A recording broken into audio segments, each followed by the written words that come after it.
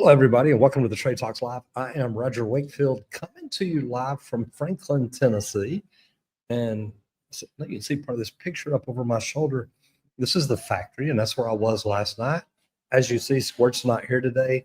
He is out doing some Leak Pro training, which is great. I love it when things come together. You know, you grow a business, you invest in things, you buy another business, and you invest in it, and you go to training, and you learn more about it. You improve the system, and you make it grow. And that's what we've done with Leak Pro. So I'll talk about that more in a minute.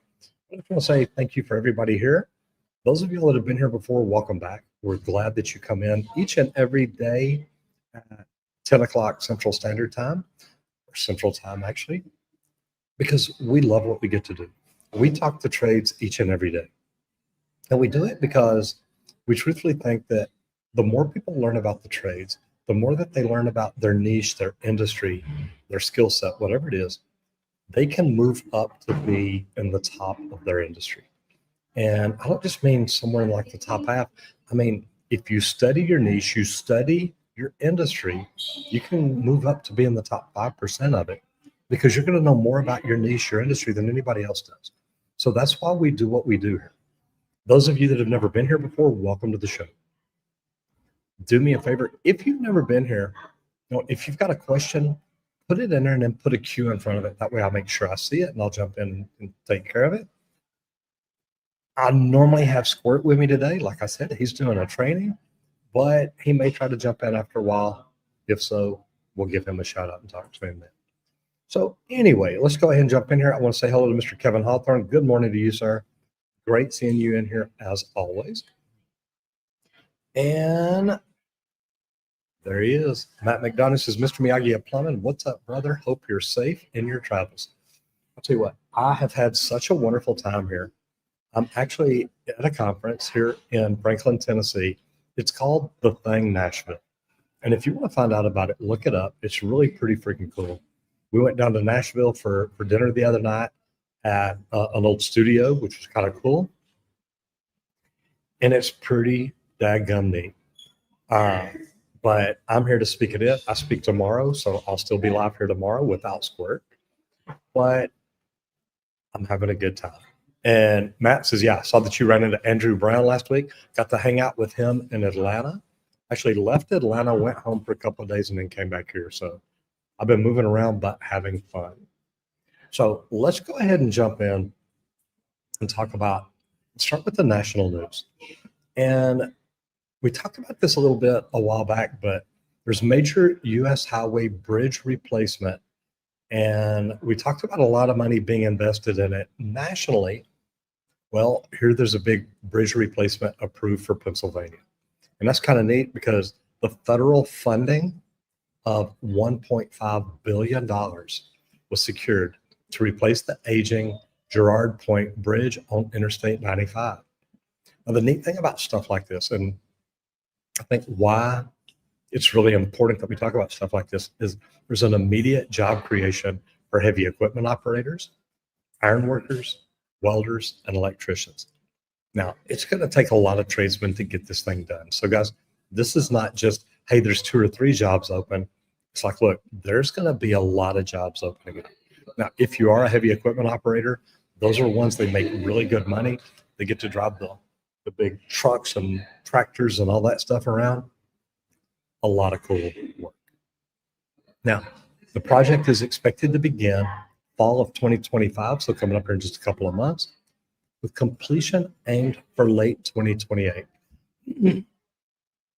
Here's what I tell about people about stuff like this. It's like, look, if you can get in, say you want to be a heavy equipment operator, you get in now and learn. 3 years later, you're going to be good at this. And you're going to have 3 years on one project where you learn about all kinds of different things. So to me, looking at stuff like this and looking at how people can use this to help them grow their skills, grow their trades, grow their career. And if you're a plumber, a HVAC tech, or an electrician, you're growing your profession, because each one of these things normally have a state license. So to me, it's such a big deal. But I love the idea of getting on one job, beginning to end, and coming in as an apprentice and leaving as a tradesman. You can learn a lot that way. Now, I'm not saying that that's the best way to do it. A lot of people like going to other projects and different things and learning a bunch of different things. But you can get in here and get really good at something. So there is an emphasis on advanced safety measures and innovative bridge design to withstand the severe weather. Well, guys, I mean, think about it. We're talking Pennsylvania. So it's not like it is in Texas. It's a little bit colder there, but they do face severe weather sometimes. So it's something they've got to be ready for. So I like that. Now, the opportunities for local subcontractors and small businesses, guys, are going to go through the roof, because say you're a bigger size company and right now you're doing a lot of smaller work because there's not a lot of big stuff going on.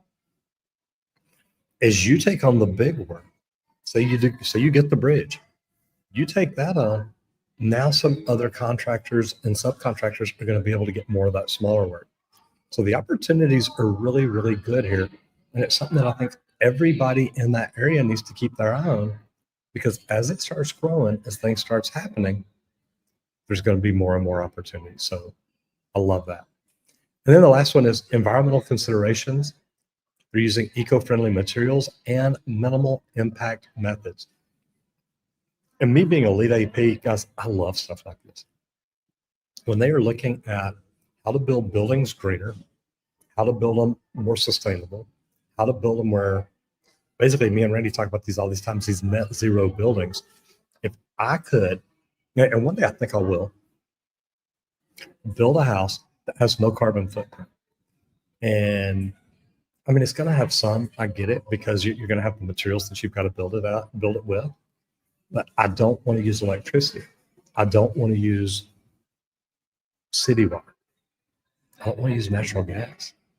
I want to be able to use wind, solar. I want to use things like that. So anytime that we can look at building eco-friendly buildings with especially eco-friendly materials, I think it's a great way to go. Move this around here just a hair. But stuff like this to me is what we should all be looking at and trying to figure out, how do we do more? How do we build eco-friendly? How do we build green? And I'm going to talk about it a little bit, because the factory that I showed you just a minute ago, I was there last night, and I went to a place called Shreddy Water. And I want y'all to check it out, because it was really, really, I mean, it opened my eyes up, and I'm like, okay, I want to get involved with this. And I think as tradespeople, we should all have something that some kind of a charitable something we can either work at, be a part of, do something with. And to me, this is one I'm going to get involved. All right, sorry, needed some juice. All right, let's go into the bottom line. Now, managing cash flow during large projects can be extremely difficult, but it's also very important, because you've got to understand the milestone payments, when they're going to be, how they're going to be, and make sure you understand clear payment schedules. If you know that you're getting paid at a certain time of the month, of the quarter, however it's set up, you've got to make sure that you have all your ducks in place to make that happen. You don't want to turn in billing for, say, and this is something too, I don't want to talk about this, because managing your cash flow from the beginning can be difficult. One thing that I learned to do on my jobs, and was really good at talking to my project managers about, was mobilization and demobilization. You want to make sure that you've got a lot of money in the beginning for mobilization.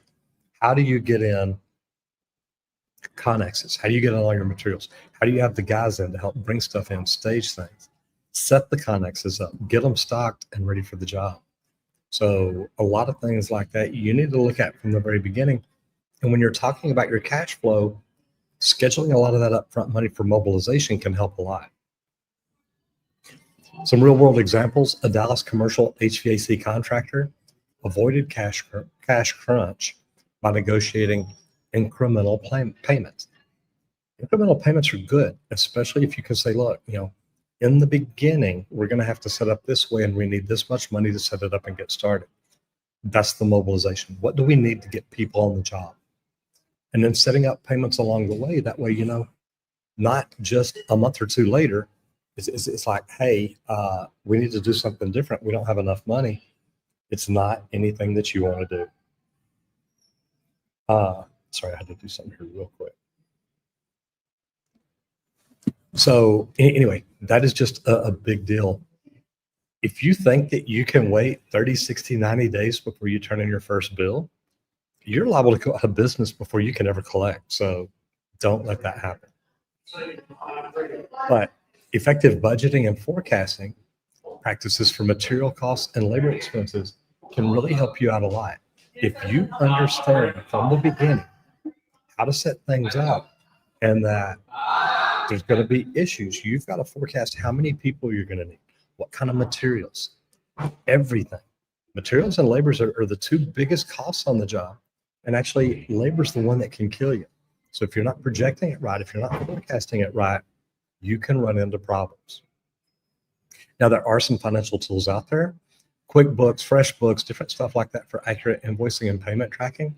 And a lot of these general contractors have things set up their way. They'll have a pay sheet. So when you're ready to get paid, you fill this out and they want to know, where you at? What kind of percentage are you complete? And when they mean percentage complete, they don't mean it's like, well, we're 99% complete. All we've got to do is come back and test everything. No, testing takes a lot more than 1%. Now, some tips on maintaining healthy supplier relationships can ensure credit flexibility. Say that you don't have good relationships with your vendors. If you just think that you can come into a vendor that you haven't built a relationship and say, oh, hey, by the way, I can't pay you this month and I need you to double my credit limit for next month, it's probably not going to work. You got to make sure that you've got relationships built with these companies so that when you do need more credit or when you do need an extension on the terms because you're not getting paid, they understand and they can work. And then proactive communication strategies for payment delays. Make sure you're communicating with the general contractors. Make sure that you tell the general contractor, look, we're putting this quote together or we're putting this request for payment together. And we're going to be asking for this. And I've been able to go to general contractors before and say, I'm looking for this because, and maybe it's, hey, look, I know we're not 90% complete on this, but I'm going to bill it for 90% because by the time this comes in, by the time the money comes in 2 weeks, I will be. And if you can look at that and prove it to them and show it to them, most of the time they'll work. And that makes it a great thing to do. All right, let's jump into safety. And we talk about this a lot, especially this time of year. And I've got to tell you, I came here to Tennessee the other day and laid out by the pool. My first day here, just laid out for about an hour. But man, you could feel the heat. And it's like, okay, it's 90 degrees. Well, back home it's 100, so I know what that feels like. But construction sites, they're starting to crack down more and more and more on heat-related incidents because of a lot of recent heat-related incidents. They're highlighting the critical need for improved job site heat safety.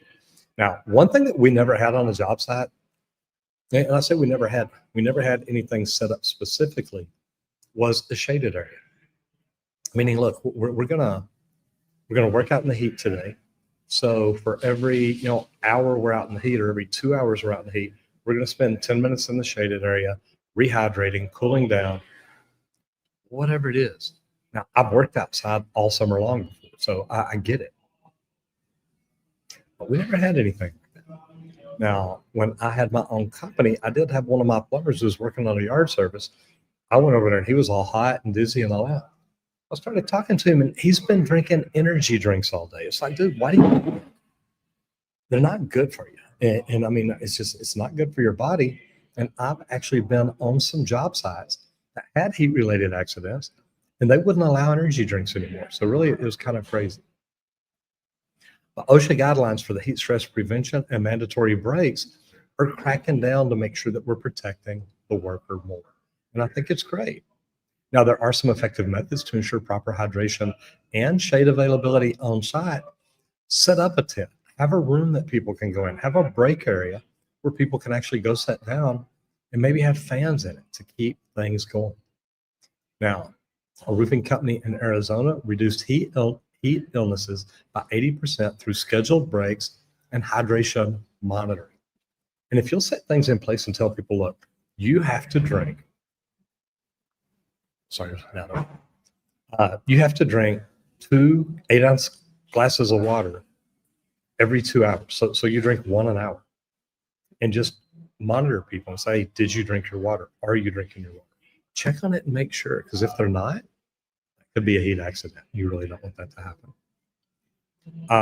Wearable monitors for early signs of heat exhaustion are amazing, but you've got to make sure that you train your supervisors to recognize and properly address symptoms of heat-related illnesses. Guys, they're not good, and it's something you don't ever want to have to deal with as a company owner. All right, so I'm going to jump back into the chat real quick. I like that. Megadoofus, what is up? Ting Ting says, good morning, sir. I have been accepted in the elevator apprenticeship in Houston. Good for you. That is a great union to be in. I just found it this morning. Thank you very much for the video you had with Zach Coltberth. Yep. A few weeks ago to help me with this. You're more than welcome to help you with the decision. More than welcome, brother. And yeah, congratulations. That is congratulations. That is awesome. Yes, indeed. 105 shutdown. I know. We talked about that the other day. At 105 degrees, we're like, yeah, shut the job down. And we'll shut down from what was it? We came up with the other day. They were shutting down 12 to 5, 12 to 6. It's like, geez, it's 12 to 5. Because they come in and work 8 to 12 and then come back and work 5 to 9. And it's like, that is just freaking nuts. Nothing like using the truck for shade at high noon. And you know what? I've worked with plumbers that literally would go out and start their truck and set in it to cool down. You do what you got to. Yeah, they do. Yeah, 145 in the shade. Well, the fans make that hot air move even faster. Here we go again with big fat lies. Really? Tina, what makes you think that? Says yes, Ting, and rub the job site like a sports practice. And you know what? That's a good way to look at it, Kay, because we literally had to jump in to practice, but you always had mandatory water breaks, and they made sure everybody got over there, got water, sat down, cooled down, all kinds of stuff. So, yeah, neat stuff. Tina, I'd really like to know what you think about on big fat lies. Or all right, so let's jump into new construction.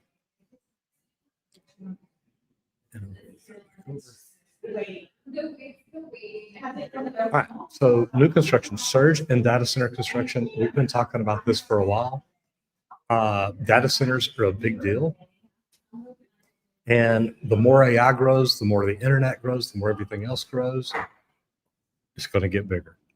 Now, there's an increased demand driven by expanding tech industries and cloud storage needs. You guys, I got to tell you, I am the worst when it comes to cloud storage. My email box has probably got 50,000 emails in it. Man, I'm sure they hate me, but I don't know. I need to train AI to go through and clean it up for me and have it clean it up really, really well. Sorry, there's a lot going on, so I'm just kind of keeping an eye on things, making sure I'm okay. Northern Virginia, Texas, Arizona are experiencing the highest construction growth, especially when it comes to data centers.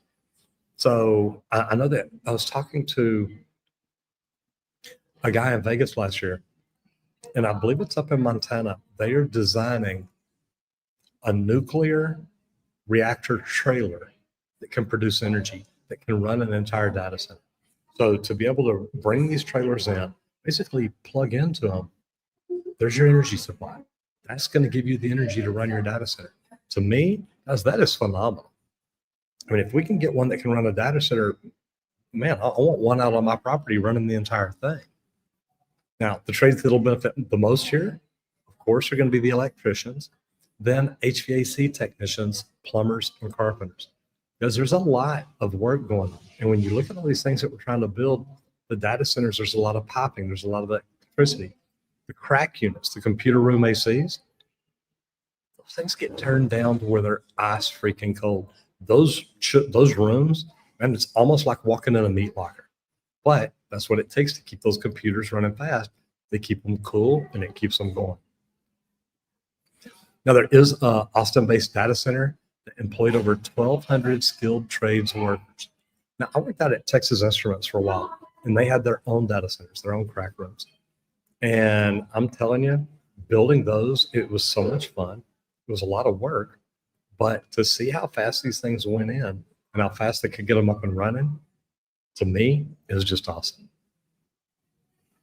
Now, there are some construction challenges and solutions. You need precision cooling requirements. You need redundant electrical systems because, guys, data centers cannot go down. If they go down, you can lose data on those servers, and that's something you don't want to happen.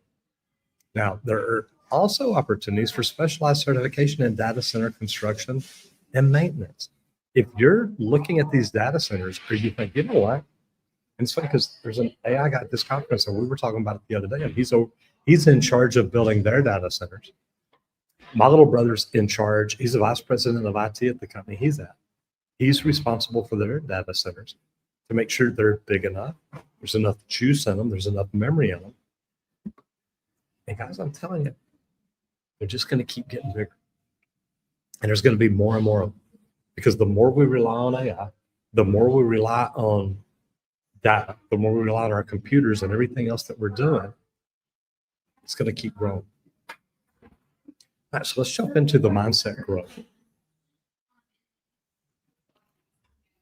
And I love it because being at this conference, that's what a lot of these conferences are. What are you doing to come in and grow your mind? And how do you grow your mind?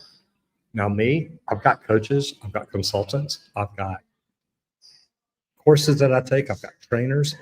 I've spent a lot of money growing here lately. And by here lately, I mean in the last few years. And I will tell you this, the more you invest in yourself to grow, it's a good idea. But a lot of times, growing your mindset is just to keep you from overcoming burnout. Because burnout in the trades is tough. Now, first of all, you've got to get good at identifying the early signs of burnout. If you're totally exhausted every day you get up, that's not a good thing. If you've got fatigue, if you're just, I'm going to say physically and mentally drained, it's hard to live a happy life. Because if you are fatigued, if you're running 90 miles an hour, if you're exhausted, it'll wear you out. And then you start hating everything you're doing, including your work. Now, that also leads to decreased productivity. It also leads to making more mistakes. So you really want to be careful. If you realize, hey, look, I'm tired all the time, or hey, I don't want to be here, or you wake up in the mornings and really you normally love your job, maybe you love your career, you love your profession, but you're like, you know what? I'm tired of going to work. I hate going to work. It's not good. There's so much importance in mental health because mental health awareness and open communication on job sites is a big deal. And we talk to Squirt all the time. And Squirt talks about the fact that he knows that he can go like 2.5 months working 7 days a week, 12 hours a day. He says, but once we get there, once I get to that 2.5 months, he says, I'm done. And I know I'm done. Now, I would probably tell most people don't go 2.5 months. He's pretty solid. He's pretty resilient. But 2.5 months for most people doing 7/12s, that's not good. It will freaking wear you out. So I tell most people, look, if you're going 7 days a week, after 3 or 4 weeks, take a long weekend. Take off a Friday, a Saturday, a Sunday, and a Monday, and take off. Get out of town. Just relax. Don't plan a lot of stressful stuff. Don't go hiking for a weekend. Get out of town and relax. Now, if you are working 7/12s, if you are getting to that point where you're like, look, I'm getting burned out, make sure you're taking regular breaks. When I got on job sites and got busy, I wouldn't take breaks. I'm like, look, I just work good. I'm good. But schedule them. Have alarms go off in your phone. Tell yourself, hey, I have to take a break. I have to get out of this. If you're not doing it, it will exhaust you. It will wear you out. But also peer support networks. Talk to other people. Say, dude, look, man, I'm just worn out. I'm not thinking right. I'm not thinking clearly. Maybe you say, hey, look, I'm going to take off this weekend. You cover my crew too. You take off next weekend. I'll cover yours. Talk to people. Let them know what's going on. Talk to your foreman. Talk to your superintendent. Say, hey, man, look, boss, I need to get out of here like early on Friday and not come in the weekend. I need to relax. And a lot of times if you'll talk to people, they understand that. Now, there's an electrical contractor that reduced absenteeism by 30 cents by addressing burnout proactively. Guys, it's not just working 40 hours or 70, 80 hours a week that can burn you out. If you've worked the last year or two and never taken a week off, it may be time for a break. It may be time to get away from everything you're doing. Now, encouraging offsite team building activities is another way to do it. Tell everybody 1 week. Say, hey guys, look, this Friday, we're taking off at 2:00. We're going to go to the laser tag place. We're going to go play, what's that game? Whirly ball. Get away. Do something fun. And if you can do that, it really does. It makes it really, really nice. It's nice to get away, do something different, and just say, look, we're here as a team. Let's work together as a team, but also let's communicate as a team. If there's problems, if there's things that we need to do, let's discuss it, because that helps build up the culture of your company. And then the long-term benefits of that is productivity and improved employee retention. If you can keep people from getting burned out, you're going to keep them a lot longer. Not just that are working with you, but you're going to keep them at your company a lot longer. So they're there more during the week. They're there more in the long haul. And when you find out how much money it really costs you to replace an employee, you understand keeping them around for the long haul is really what it's all about. All right, let's talk about our sponsors real quick. First of all, I'm one of the sponsors. I get to talk about YouTube. And I love it because to me, YouTube completely changed my life. And the neat thing about it is I did it to grow my company. I got tired of getting ripped off by marketing companies. So I started looking at things and thought, what can I do different? I went to a conference in San Diego because I wanted to learn more about Facebook. And I walked down this corridor and I saw a sign that said, get in front of your customers using video. And I thought, wow, we could do that. So I did. I walked in, learned about it, walked home and started doing YouTube. Now, it took me forever because we literally didn't know what we were doing. We just jumped in and started. I thought I needed more equipment. I thought I needed more views. I thought I needed more subscribers. I thought I needed things that eventually would come along, but I didn't realize at the time that I did not need them to make that happen. But what I did is I learned YouTube and I got serious about it. I got consistent about it. Well, since I've done that, of course, people have asked me, teach me how to do it, show me how to do it, but they're still scared. So I made a free webinar teaching people that, look, you can learn to do YouTube and it's not as scary as you think. But if you want to learn more about YouTube or working with me, go to www.justmettroger.com. I've got a free webinar that'll tell you a little bit about it. And our other sponsor, of course, is Leak Pro. Now, Squirt's not here today because he's out teaching it. He's got a training going on right now, today and tomorrow. But Leak Pro is the most precise leak detection system for professional plumbers. I've studied multiple systems. I've played with multiple systems. I don't think there's anything like LeakPro. So I acquired LeakPro 3 years ago now. We've upgraded the equipment. We've upgraded the case. The case is now one of the most phenomenal things. But there's a carrying case that, man, when you roll into someone's house, you look like a true professional. The complete kit is the way to go. That's what the case comes with. It comes with the probe, which is a probing rod with a stainless steel rod. It's great for pushing down in the ground.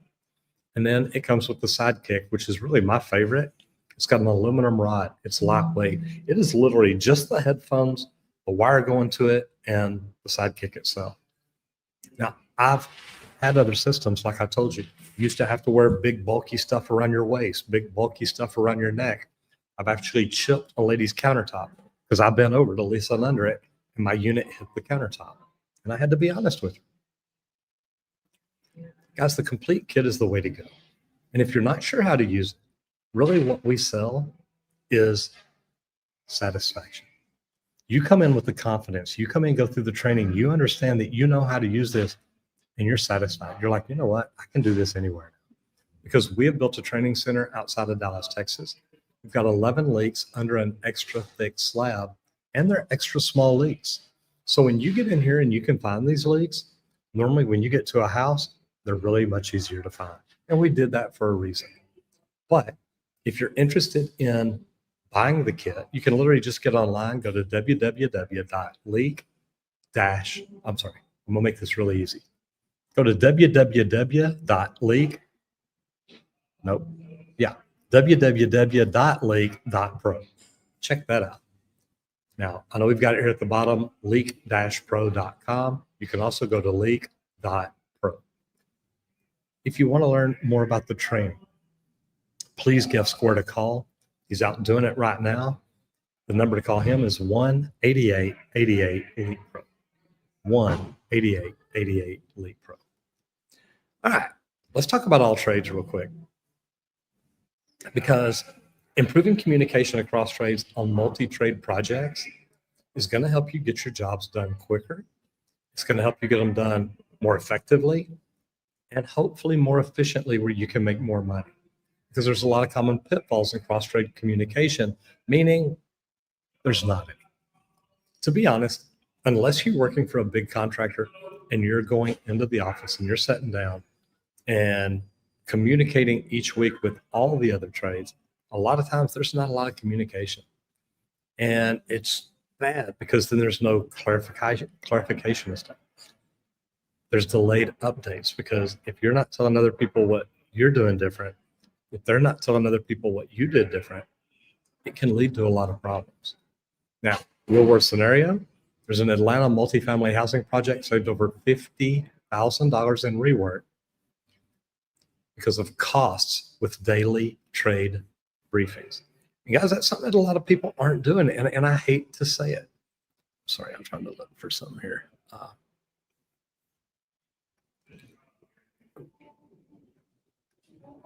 There we go.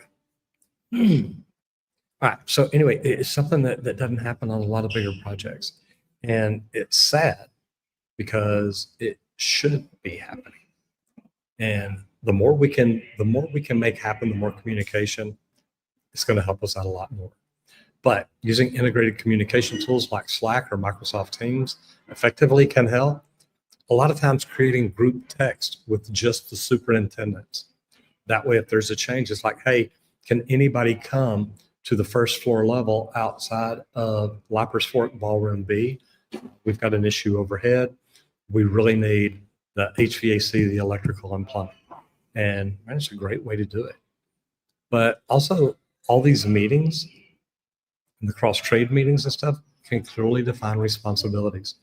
If you're a plumber and there's an HVAC contractor that's different than you want to make sure you mention things early. Hey, who's got the condensate drains in their package? And the plumber can say very clearly, well, here's my contract, I excluded it. Or here's my contract, I included it. So we've got it. However you want to do it, but be very clear about that. And you can also come up with some great strategies to resolve conflicts swiftly by collaborating on site effectively. Guys, little things like this are going to help you get even better at what you do because it's going to help you make more money. When I'm training superintendents, I tell them, your big thing is to get a job done on time, to get a job done safely, and get it under budget. So you've got to monitor your men, watch your men, and things like that. But communicating with the other trades so there's no snafus that pop up and just mess things up, you got to understand that. And you can also, in these cross-training meetings or cross-trade meetings, you build respect for each other. You get in there, you communicate with each other, and it helps a lot. All right, so what I'm going to do is I'm going to put this over here. Sorry, guys, I'm trying to fix some things. There we go. And I'm going to jump down in the chat too. Ron Dugood says, so AI is actually bringing more jobs to the trades. Actually, it is. And I think that the more trades companies, Ron, learn to use AI, we'll be able to help it market for us. We'll be able to help us manage our people and our money. And I think it'll help us all make more money. KA says, I know you're a Texas plumber, but could you touch base on what you know about the California journeyman's plumber process or apprentice process? You lightly touched on it in an older video. Yeah. The last time I checked in California, the master plumber has to have basically a contractor's license. And with that, he can hire apprentices. He can train them. And to be honest, if he thinks they're ready to go out in a truck, he can call them plumbers and send them out. Everything is on him. It's his responsibility. So it's a good way to do it, good way to look at it and see what's up.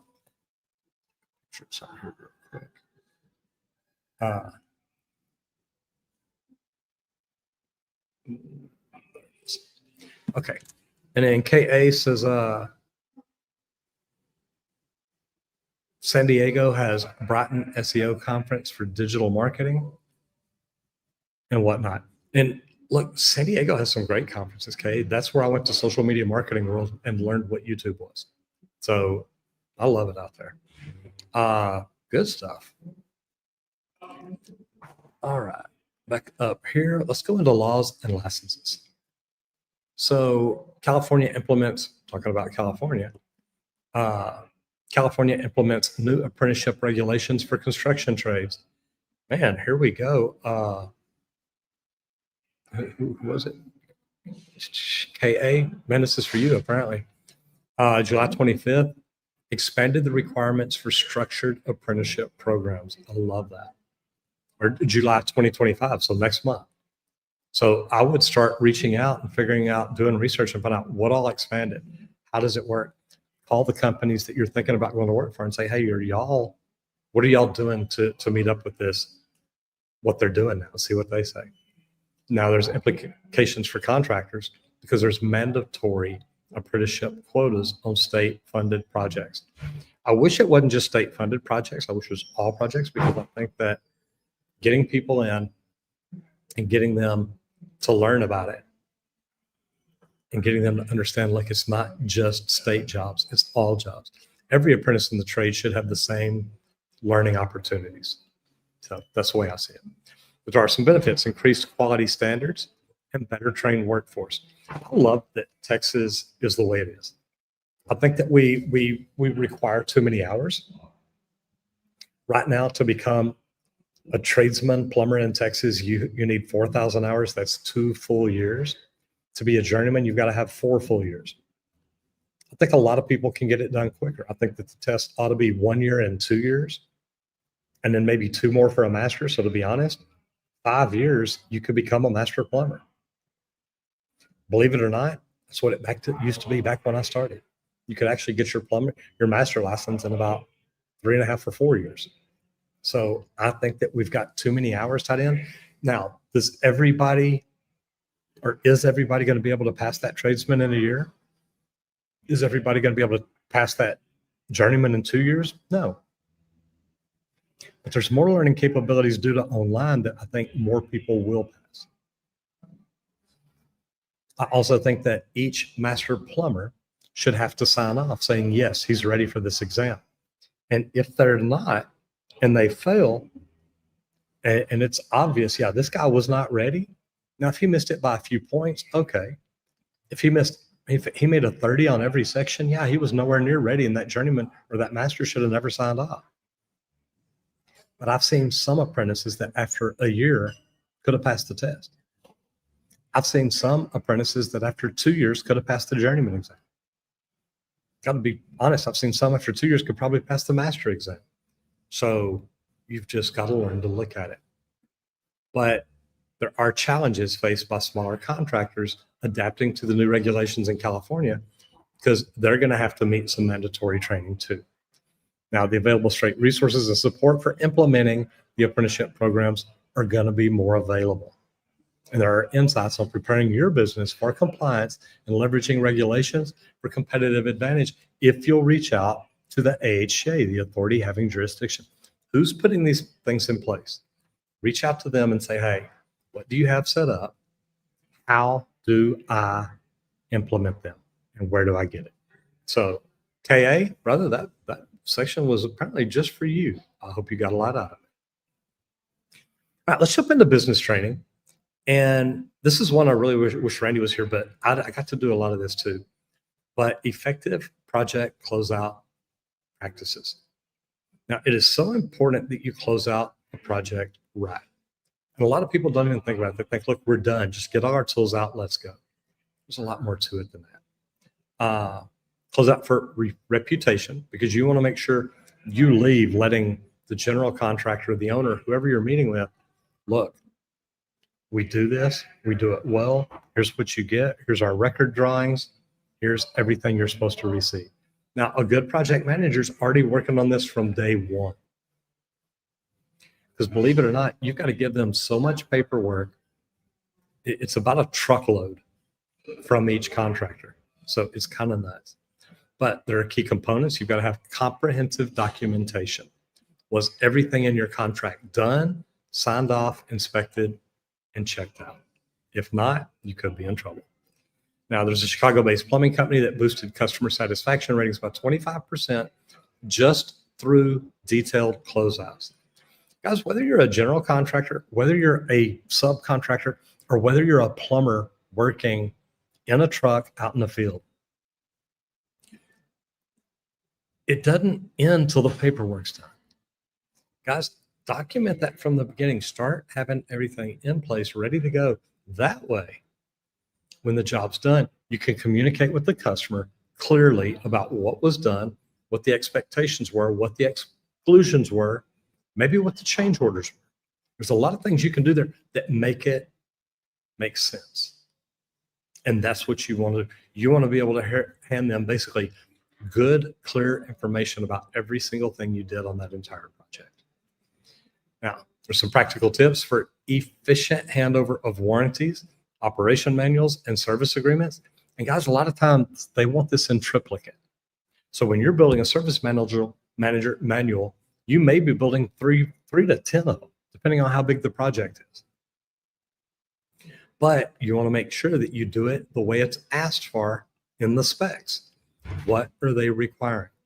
And if there's not specs, like you're on a residential job, what would you expect? If you had another trade come do work in your house, installing new things, repairing things, whatever it is, what kind of documentation would you want? What would you want that they could hand you to let you know, hey, you know what? They did this good. I've got documentation. I've got warranties. I've got everything I need. And if you do it like that, it makes you look so much better. So understanding that, doing that on each and every job. And like I said, whether this is a big commercial job or if this is a small plumbing job, if you're going out to change a water heater, did you give them the warranty? Did you help them register the water heater? Did you test everything? Did you document it? Can you show them? What are you doing for your people? And what could you do better? Because a lot of times, just that simple handover is what's going to make them look at it and think, wow, you know what? This is good. And it puts everything in a file where they can store it. If they ever have an issue, they can reach back out to you. And a lot of times it's really good too, because when you go over this, you can tell, hey, did they love what we did? Because if they did, and if you gave them an upfront contract where you're like, hey, look, I'm going to over deliver here. I'm going to give you 5-star service today. And at the end, I'm going to ask you for a 5-star review. And if you told them that, and then when you're done, you're like, excuse me, Mr. Weaver, here's your warranty for your water heater. I've already registered it. I've already signed for it. It was installed by a licensed plumber. And you can go through and communicate that with them. And then you're like, look, I went above and beyond. You don't even have to register it. I did it for you. Do what the other companies are not doing. You do that, and you can win this game. Then ask for that 5-star review and make it easy for them to do it. Ask them to put the company name in there, what service you did, what city you're in, and your name. You'll love that later. And that will help you get more 5-star reviews all the time. All right, vehicles. Now, I've ridden in electric vehicles, and I got to tell you, it's kind of pretty cool. But electric trucks for the trades, what is the practicality of it, and what does the real ROI say? Well, the overview of electric trucks available for trade-specific applications, there's a Ford Lightning, there's the Rivian, the Chevrolet Silverado EV. And I got to tell you, and if you're in here, what do you think of the Tesla truck? I've ridden in one, and it is super roomy. I don't think the truck bed is big enough to do what a tradesperson will want it to do. But for marketing and branding, it's pretty freaking cool. And I thought about it. I thought about getting one because I don't have to drive very far. All right. Real world test. An electrical contractor reduced fuel costs by 60% after integrating electric trucks. You guys, it's not just the electricity. You don't have to do the oil changes. It's electric motor. It's not an engine. There's a lot of things that go into this. Pros, lower fuel and maintenance costs. There's government incentives. There's an environmental impact. Cons, the initial high investment. They're not cheap. The charging infrastructure. If you don't have a charging station in your garage or in your house, you're going to have to get one. And the limited range. When I was originally looking at the first Tesla vehicle I looked at, it was to go from Dallas to Houston, 248 miles. That was about the limit on it. And I'm like, I don't want to get 20 miles outside of Houston and say, ooh, you've only got 10 miles worth of electricity left. I'd be pushing it. That doesn't sound fun. Now, there are some best practices for integrating electric vehicle use into trade fleet operations. Number one, you're going to need the infrastructure first. You're going to have charging stations set up. You're going to have to be ready for it before you get it. And then maybe also look at each one of your technicians. Which one drives under 250 miles? Look at it and see what you can do. And the forecast of electric vehicles trends is, guys, look, they're growing, they're coming. Potential future improvements. They're actually building some electric vehicles now that have solar panels on them. Saw one the other day. So it can actually charge itself. And if you're looking at stuff like that, it works. But think ahead, get ahead, and find out what you can do to make it work. I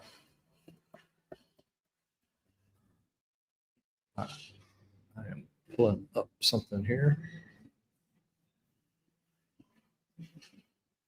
And over here and see if I can share this with you from where I'm at.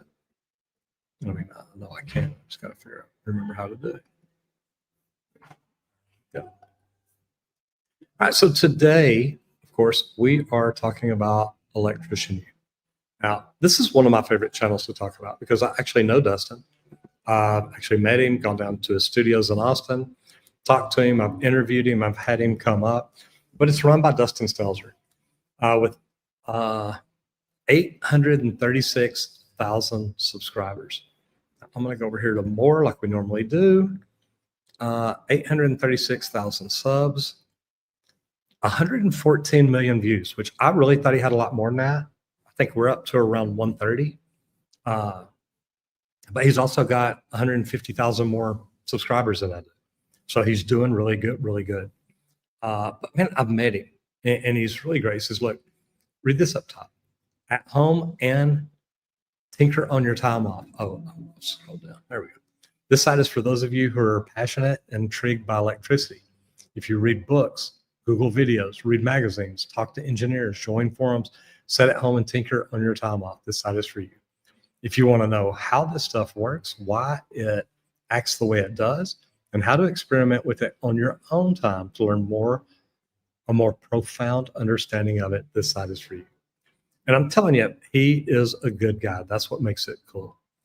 Now, this is one I talk about a lot, getting your phone to ring. Man, that is pretty good. Now, he's talking about, is Yelp or Thumbtack a waste of time?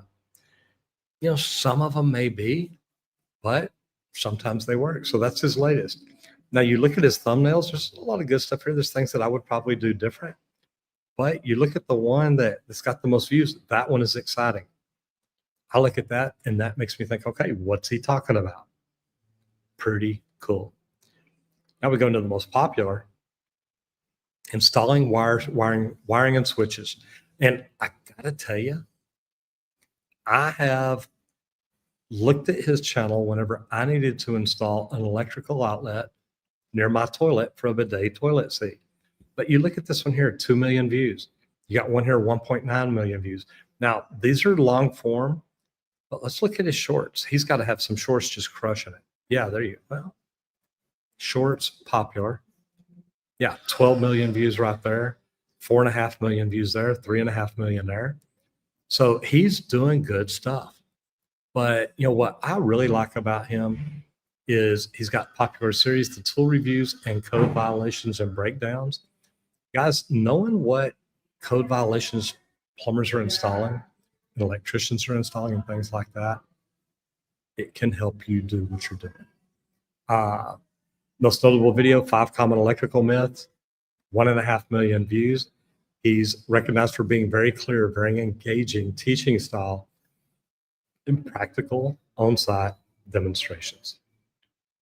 Now, he does great stuff.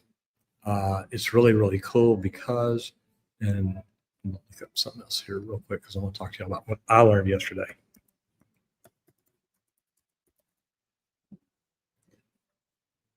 And I'm going to open up another one here. And guys, this is going to be worth hanging around for because I got to tell you, it's pretty cool.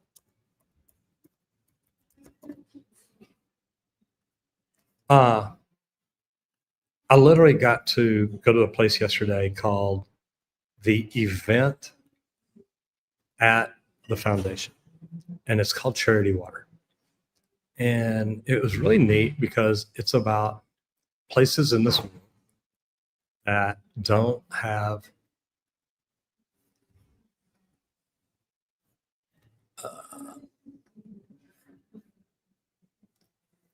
here's what I'm looking for, Charity Water. I shouldn't have pushed that one, that cost them money. But guys, there's 700 million people that don't have water. This whole place was just really, really cool. This is how many people they help. I don't know why that won't go away. There we go. Global community serving 37,000 people, almost 38,000 people every month. This is all the places where guys, they go in and they install wells. And you can make donations and they track every dollar because every dollar you donate, every single penny of every dollar you donate goes to them. They've got this place here where I'm at in Franklin, Tennessee. And you walk in and it's a video experience. It's immersive. You walk out of the initial video explaining what Charity Water is, why they do it. And you walk into this room next door and there's a video of this girl. And I think she's 8 or 9 years old. and she's carrying 40 pounds of water. Her job is to get water for the family every day. That's just filthy water. There's parasites in it. There's maggots in it. There's disease in it. And they know the water's killing them, but they've still got to drink water. And to get to go through this training yesterday, or get to go this event, it literally blew my mind. And I don't know if I can find Charity Water in Franklin, Tennessee.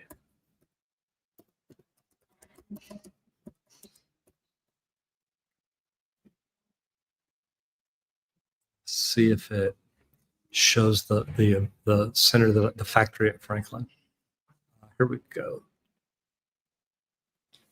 So the Experience Lab, this is what we went in, and it was just so cool. This whole place was great. Heather and AJ did a tour for us yesterday, and I think this will probably just take me. Yeah, this shows you through it. So literally they've got these deals where you can put this down and it shows you either how they filter the water, how they dig the wells. They've got the different exhibits. They literally pull dirty water from all around the world and put it in glasses, or put it in bottles, and then bring it back here and put it in a glass so you can see it. This is something that I did. And basically you're on a treadmill and it's moving.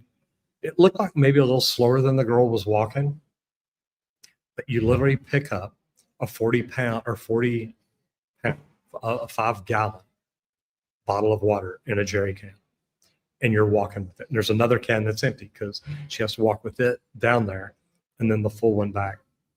And you get on it and you walk. And they've got the temperature turned up. It was 93 degrees in there. So you're not walking very long, but you can feel it, you can smell it, you can hear it. And you're listening to this little girl talk about walking to get water. And it's tough.